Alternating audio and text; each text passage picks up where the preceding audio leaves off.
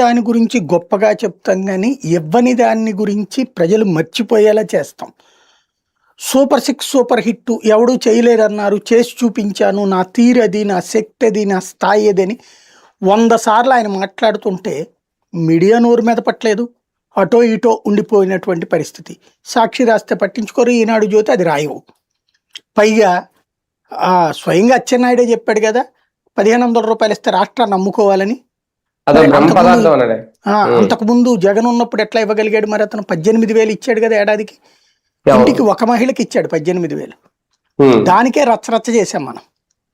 దానికే ఇంకేముంది దోచిపెట్టేస్తున్నాడు అన్నాం.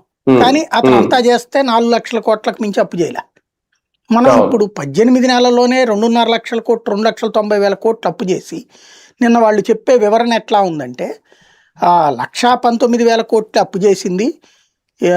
వీళ్ళు సాక్షి వాళ్ళు, వైసీపీ వాళ్ళు చేస్తున్న దుష్ప్రచారం ఏంటంటే, మార్క్ఫెడ్ అప్పుల్ని అందులోనే చూపెడుతున్నారు, కార్పొరేషన్ల అప్పుల్ని అందులో చూపెడుతున్నారు, సిఆర్డి అప్పుల్ని అందులోనే చూపెడుతున్నారు అని విమర్శించుకొచ్చారు వాళ్ళ పార్టీ ఆఫీసులో ప్రెస్ మీట్ పెట్టి. ఇక్కడే అర్థం కానిది ఏంటంటే, మరి ఇదివరకు కూడా మీరు అదే లెక్కగా చెప్పింది.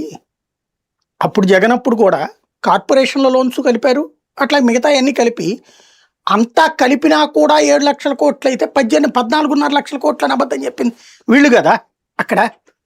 ఇప్పుడు అదే అబద్ధం కాకుండా నిజం అడిగితే కూడా బాధపడిపోతున్నారు.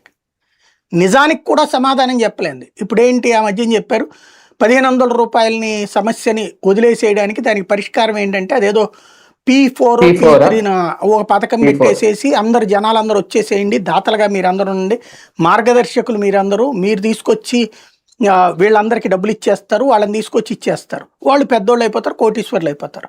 ఎంతమంది వచ్చారు, ఎంతమంది చేశారు, ఎంతమంది కోటీశ్వర్లు అయిపోయారు ఇప్పుడు రాష్ట్రంలో. ఇది ప్రజల్ని